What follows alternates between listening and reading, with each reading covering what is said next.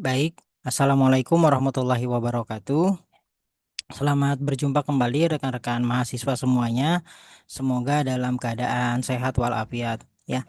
Baik, kita melanjutkan lagi materi terkait dengan kewirausahaan ya. Sekarang kita masuk minggu keempat ya, dan materi ini adalah materi yang keempat ingin saya jelaskan ya secara online ya. Nanti kita akan di kelas akan membahas lebih detail lagi, dan kita akan coba praktik bagaimana implementasinya ya.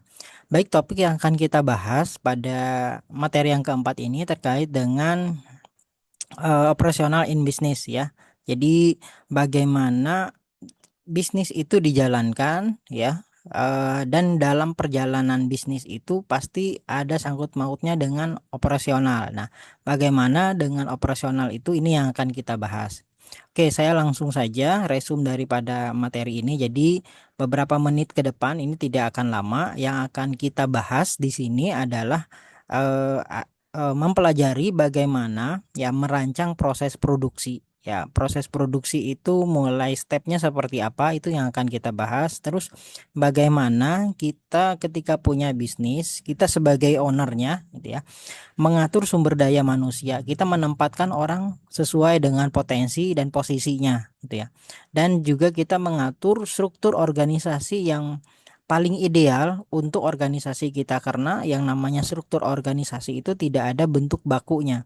Kita menyesuaikan bagaimana dengan kebutuhan dan eh, implementasi di lapangan seperti apa, itu yang kita butuhkan itu ya, itu struktur organisasi.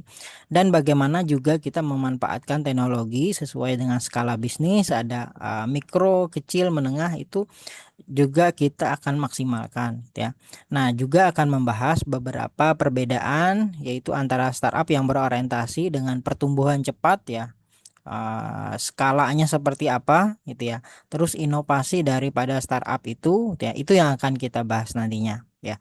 Oke, itu secara garis besarnya yang akan kita bahas. Waktu pembelajaran ini 2 kali 50 menit, walaupun penjelasannya ini hanya mungkin kurang daripada 1 jam ya. Baik, eh, kita mulai dari normatif dulu. Apa itu perencanaan operasional ya? Yang namanya perencanaan atau planning yang sudah kita bahas sebelumnya adalah plan, do, check, action ya. Nah, tapi bagaimana dengan perencanaan operasional ini? Nah, secara definisi adalah proses merancang kegiatan sehari-hari agar tujuan bisnis kita itu tercapai secara efisien ya. Nah, efisien ini menjadi kata ajaib gitu ya, karena kita tidak selalu mengejar efektivitas tapi efisiensi dalam hal bisnis, dalam hal perencanaan gitu ya. Kalau dia mengejar efektivitas gitu ya, mungkin perencanaan tidak begitu krusial, tapi kalau kita mengejar efisiensi, maka perencanaan ini penting. Bagaimana sumber daya materi yang kita punya dalam sebuah bisnis itu bisa kita manfaatkan secara optimal, itu kuncinya ya. Nah, tujuan utamanya adalah bagaimana produk atau layanan yang kita berikan, yang akan kita hasilkan ini kita tentukan sedemikian rupa gitu ya. Terus operasional ini juga adalah menyusun alur kerja dari hulu ke hilirnya ya, mulai dari produksi, distribusi sampai kepada produk kita itu dinikmati oleh pelanggan ya. Terus selanjutnya adalah mengatur sumber daya ya, apakah manusia, teknologi, ya bahan, terus waktu. Nah, ini yang perlu kita tempatkan dengan proporsional gitu ya. Manusianya seperti apa, berapa orang yang dibutuhkan, spesifikasinya seperti apa, kompetensinya seperti apa gitu ya. Teknologi yang kita butuhkan seperti apa, sesuai dengan skala bisnis kita. Kita tidak perlu yang canggih misalnya kalau bisnis kita ini skalanya kecil gitu ya. Tapi kalau skala kita udah besar, berarti kita membutuhkan teknologi yang memang harus mumpuni untuk menunjang daripada kegiatan operasional bisnis kita ya. Bahan, waktu juga. Waktu itu sangat penting ya, membahas waktu, apalagi kalau bisnisnya itu F&B misalnya. Ya, ini kan ada jam makan dan seterusnya gitu ya. Ada misalnya passion gitu ya. Ada waktu libur, apa misalnya juga bisnisnya berkaitan dengan wisata. Nah, itu semua berkaitan dengan waktu. Nah, eh, kita pintar mengatur waktu, maka bisnis kita akan lancar gitu ya. Tapi kalau sebaliknya, kalau kita tidak bisa mengatur ritme waktu kerja gitu ya. Nah, bisa jadi bisnis kita yang malah akan berantakan gitu ya. Terus juga mengukur performa operasional atau istilah dalam bisnis itu KPI ya. Jadi masing-masing individu itu punya target dan punya indikator kerjanya masing-masing gitu ya. Sehingga ini yang akan kita evaluasi. Nah, itu yang dimaksud dengan perencanaan operasional ya. Baik. Nah, diawali kita dengan bagaimana menentukan strategi ya produksi sebentar. Produksi atau penyediaan layanan ya. Baik itu barang atau layanan ya. Bentar. Oke. Nah, ini ada eh, segitiga segitiga kaidah gitu ya. Kaidah yang berlaku eh, yang yang kaidah yang berlaku ya, bahwa ada yang terkait dengan waktu, biaya, dan kualitas. Nah, ini terkait dengan produksi ya. Nah, ini kaidahnya. Jika ingin cepat, itu ya, ini berkaitan dengan waktu. Pengen cepat nih, misalnya kita sebagai pelanggan dulu nih. Kita ingin cepat. Nah, kualitasnya bagus, biasanya harganya mahal, gitu ya. Nah, atau misalnya kita ingin biayanya murah gitu ya. Terus cepat, biasanya kualitasnya yang kurang bagus gitu ya. Nah, atau kualitasnya kita pengen bagus gitu ya, tapi harganya murah. Nah, biasanya waktunya lama. Ya, kalau mau waktunya yang cepat, kualitasnya bagus, berarti salah satu akan meningkat, yaitu biayanya itu ya. Nah, waktu juga sama seperti itu. Jadi ada dua yang kita unggulkan, pasti salah satunya akan misalnya harga ya mahal atau murah, waktu lama atau lambat, kualitasnya baik atau jelek gitu ya. Nah, ini yang ingin kita pahami, dan ketika kita sudah paham, kita tentukan dengan produk kita. Saya ambil contoh misalnya makanan gitu ya. Nah, ini kan yang teman-teman mahasiswa buat bisnisnya misalnya makanan gitu ya. Nah, makanan jika ingin dihidangkan secara cepat gitu ya. Nah, berarti misalnya masaknya itu butuh eh, eh, api yang besar. Nah, api yang besar butuh alat yang bagus gitu ya, agar matangnya merata gitu ya. Nah, implikasinya apa? Harganya akan menjadi mahal karena butuh alat yang bagus gitu ya. Waktu cepat, kualitas tetap bagus nih gitu ya, matangnya merata. Nah, waktunya cepat gitu ya. Waktu cepat. Oke. Waktu cepat ya, kualitas bagus, pasti biayanya akan mahal gitu ya. Atau misalnya kita pengen waktunya cepat, tapi kita hanya pakai alat seadanya gitu ya. Nah, harganya murah nih, waktunya cepat gitu ya. Alat seadanya, jadi harganya murah nih, harganya murah. Nah, tapi kualitasnya yang jelek gitu ya. Oke. Nah, bagaimana kalau waktunya lambat gitu ya? Waktunya lambat. Agak lama nih gorengnya biar matangnya sempurna, alatnya juga eh ya seadanya misalnya. Nah, harganya murah. Oh iya, oke, sorry sorry. Jadi misalnya waktunya lambat ya, biayanya murah, biayanya murah karena pakai alat seadanya. Nah ya, nah, kualitasnya juga biasanya akan baik ya. Nah, tapi tadi satu yang kurang ya, waktunya lambat. Kita mengejar kualitas yang baik gitu ya. Biaya yang murah biasanya akan mengorbankan waktu. Nah, begitu seterusnya gitu ya. Kalau kita ingin mengejar harga yang murah, biasanya salah satu akan dikorbankan ya, apakah waktu atau kualitas gitu ya. Misalnya kita harganya murah, waktunya cepat, ya biasanya kualitasnya yang kurang gitu ya.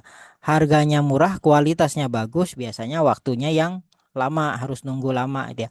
Nah, begitu kaidah dalam produksi ya, ini namanya saya lupa istilahnya ya. Eh, s- Triple, saya lupa ya. Ini kaidah segitiga lah gitu ya dalam menentukan produksi suatu produk gitu ya. Oke, seperti itu saya lanjut. Nah, penjelasan lebih detailnya kita ambil contoh di sini ya, waktu, biaya dan kualitas dalam startup layanan ya. Bentar.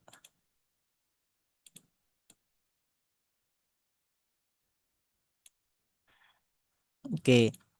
Nah, dalam bisnis digital kita ambil contoh seperti Halodoc gitu ya. Keseimbangan antara waktu, kecepatan layanan dan biaya ya, efisiensi operasionalnya dan kualitas ya daripada layanan tersebut. Kita lihat di sini. Sebenarnya tadi sudah saya contohkan untuk ya makanan tadi ya.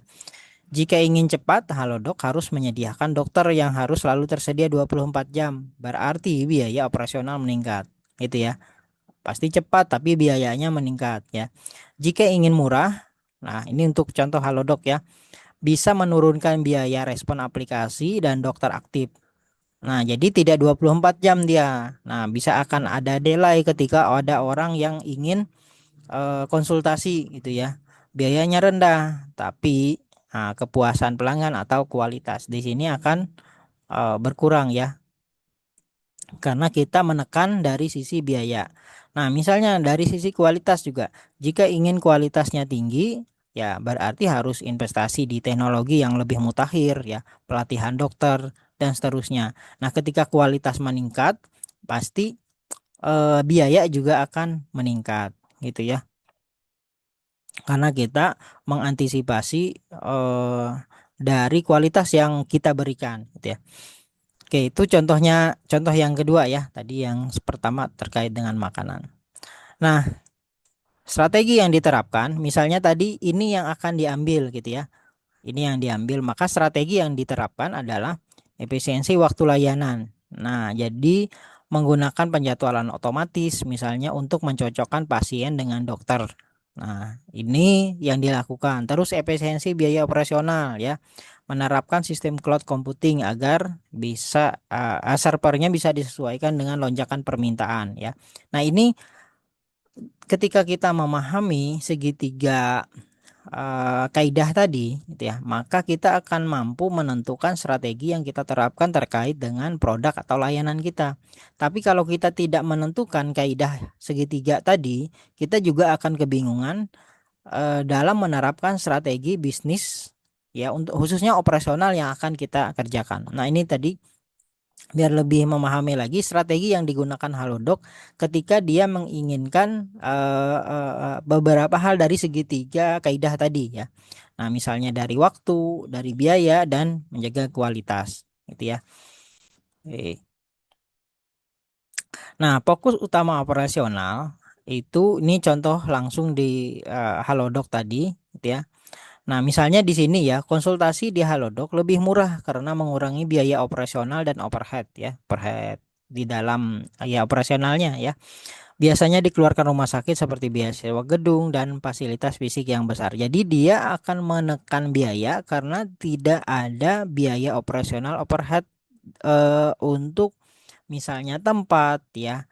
Terus fasilitas fisik yang besar ya, harus punya ruangan. Kalau kita kan mau ini ada keluhan gitu ya. Kita harus ketemu dokter. Ada penjadwalan kan gitu ya. Nah, penjadwalan misalnya kita langsung datang ke rumah sakit. Nah, datang ke rumah sakit itu perlu biaya lagi kan kita gitu ya, biaya kendaraan ya, biaya waktu. Terus di rumah sakit juga ada apa namanya? Ya, pihak administrasinya yang mencatat, yang menjadwalkan gitu ya. Itu yang kedua. Terus yang ketiga, biaya ruangan gitu ya.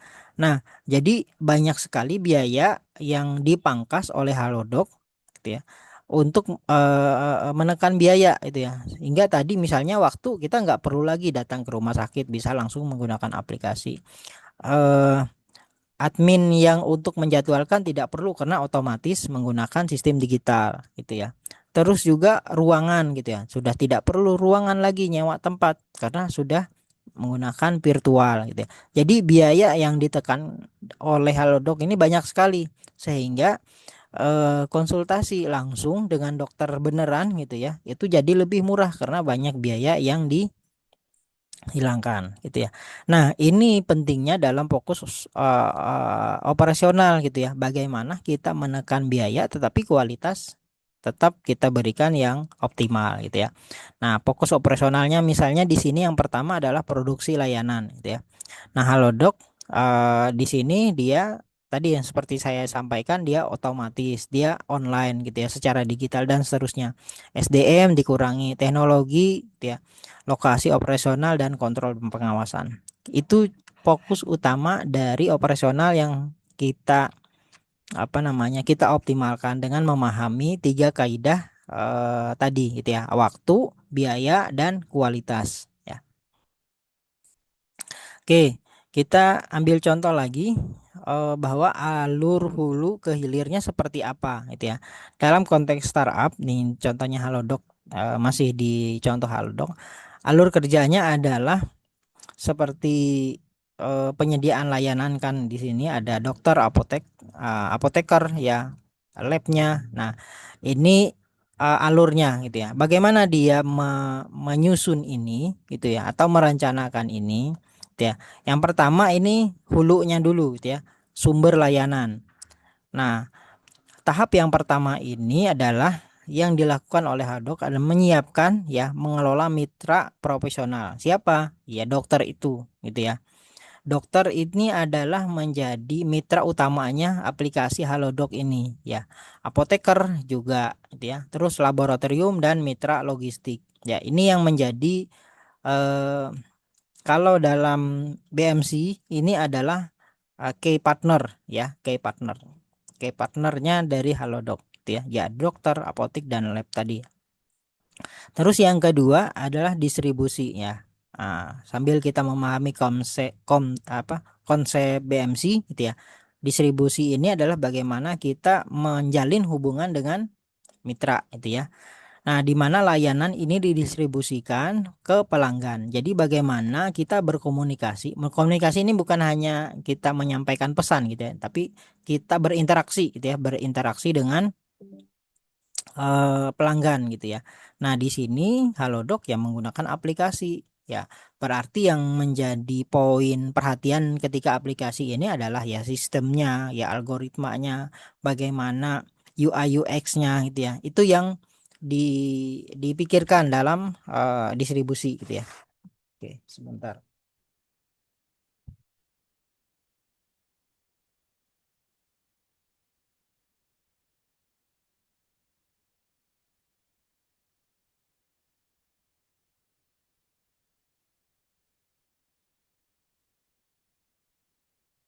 Ya, baterainya.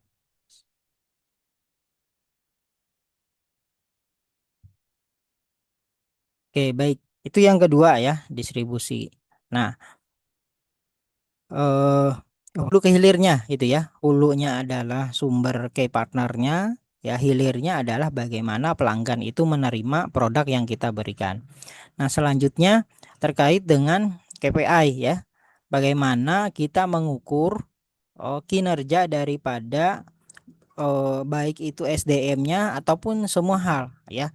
Jadi KPI ini ada untuk SDM-nya, untuk jabatannya atau untuk institusi itu gitu ya. Jadi kita bisa membuat indikator sendiri bagaimana capaian-capaian daripada bisnis yang akan kita jalankan. Nah, ini contoh di Halodoc tadi ya, tetap ya. Misalnya saya ambil contoh di teman-teman di makanan, gitu ya. Di kerja kelompok misalnya membuat bisnis makanan. Maka masing-masing orang itu punya KPI-nya, ya, punya KPI-nya masing-masing. Untuk mengukur yang pertama misalnya waktu, gitu ya. Nah, eh, target daripada pemasaran juga itu misalnya dibuat indikatornya masing-masing. Semakin detail indikator itu semakin baik gitu ya. Nah, indikator per individu ada, indikator secara instansi secara utuh juga ada gitu ya. Nah, nanti akan dievaluasi ya. Apakah target-target kita tadi berhasil dengan indikator-indikator yang kita buat. Misalnya kita ambil contoh di sini mengukur kecepatan proses layanan dari awal hingga selesai. misalnya respon gitu ya. Nah, targetnya kita itu ya 3 menitan gitu ya, kurang daripada 3 menit. Nah, ini yang kita target. Jadi kalau misalnya dia kurang 3 menit, ini kan jadi indikatornya ya, berarti berhasil untuk indikator ini. Tapi kalau lebih daripada 3 menit, berarti masih ada yang perlu kita evaluasi. Ya, nah seperti itu. Jadi misalnya di sini rata-rata waktu responnya misalnya kurang dari 3 menit. Jadi nanti misalnya berjalan 1 bulan ya, atau misalnya lebih pendek dalam 1 minggu, misalnya kita evaluasi. Misalnya lebih daripada 3 menit, kenapa? Dan kita bisa evaluasi untuk perbaikan, gitu ya. Misalnya contoh lagi indikatornya, ini untuk bukan individu ya, berarti layanan secara keseluruhan daripada bisnis tersebut, gitu ya. Misalnya bagaimana order, gitu ya, waktu order. Nah, pemesanan obat. Ini misalnya kita kasih target waktu eh, kurang daripada 2 jam di area kota besar. Nah, jadi ketika ada orang yang pesan, ya harus kurang dari 2 jam itu bisa dilayani, gitu ya. Nah, ini server uptime-nya ya, terkait dengan aplikasinya. Persentase ketersediaan sistem digital ini harus lebih daripada atau sama dengan 99,5%. Jadi mencapai 100% gitu ya. Jangan sampai banyak delay-nya, jangan sampai banyak off-nya gitu ya.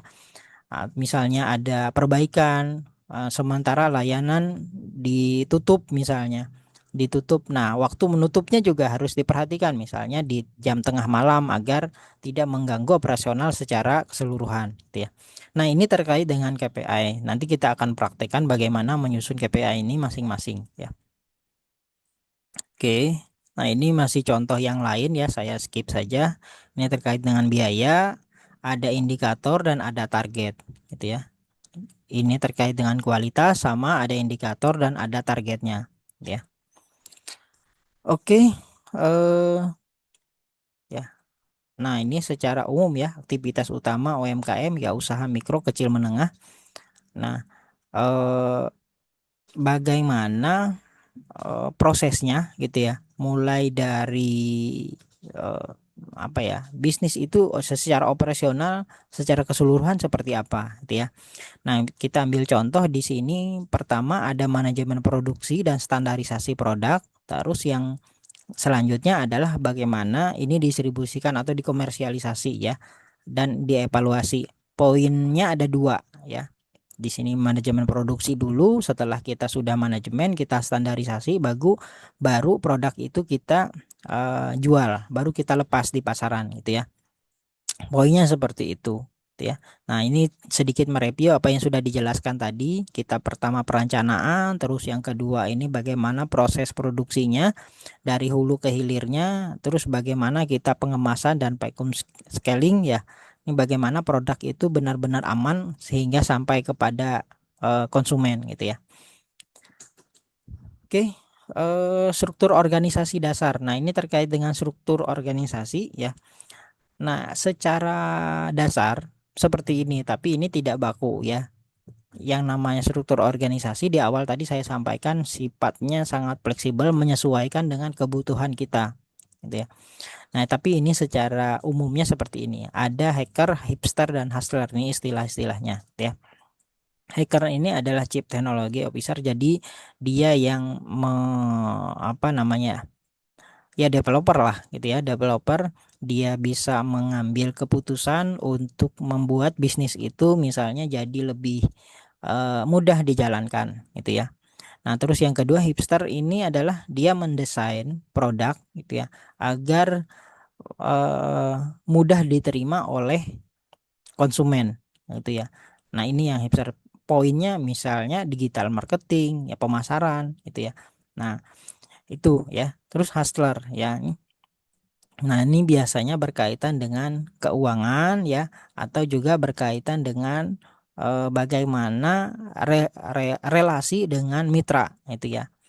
Nah, tapi kita tidak perlu terpaku dengan prinsip ini kita menyesuaikan dengan kebutuhan yang kan kita buat di bisnis tersebut. Misalnya ada ketua, ya ketua misalnya untuk memberikan keputusan. Ya ketika ketua ini membuat keputusan, yang lain ya harus mengikuti dan patuh terkait dengan keputusan itu misalnya. Nah, di bawahnya lagi butuh bendahara misalnya, bagaimana mengatur keuangan, bagaimana eh, kebutuhan-kebutuhan dari masing-masing departemen gitu ya. Terus misalnya ada lagi sekretaris ya. Nah, itu contoh saja bagaimana mencatat semua aktivitas dalam bisnis tersebut ya, agar bisa dievaluasinya. Kalau tidak ada dicatat, tidak didokumentasikan, nah kita akan sulit untuk melakukan evaluasi ya. Oke, misalnya itu nanti lebih detailnya kita akan langsung susun di kelas ya. Nah, terkait dengan manajemen, ya ini mungkin sudah pernah saya sampaikan bagaimana agar selaras gitu ya visi dan misi. Kita punya bisnis, punya tujuan yang sama. Yang pentingnya sih itu. Nanti kalau kita sudah punya tujuan yang sama, kita akan sama-sama untuk menjalankan bisnis ini ya sesuai dengan tujuan yang sudah kita sepakati, ya. Nah, ini nanti kita di kelas saja langsung kita bahas satu persatu bagaimana jika ada tantangan seperti ini, gitu ya. Nah, ini langsung praktik ya. Oke, saya kira cukup untuk penjelasan materi pada kesempatan ini ya. Mohon maaf jika ada kekurangan. Nah, selanjutnya silahkan jika ada diskusi ataupun tanya jawab akan kita bahas ya. Demikian dari saya, mohon maaf. Sekali lagi saya akhiri. Assalamualaikum warahmatullahi wabarakatuh.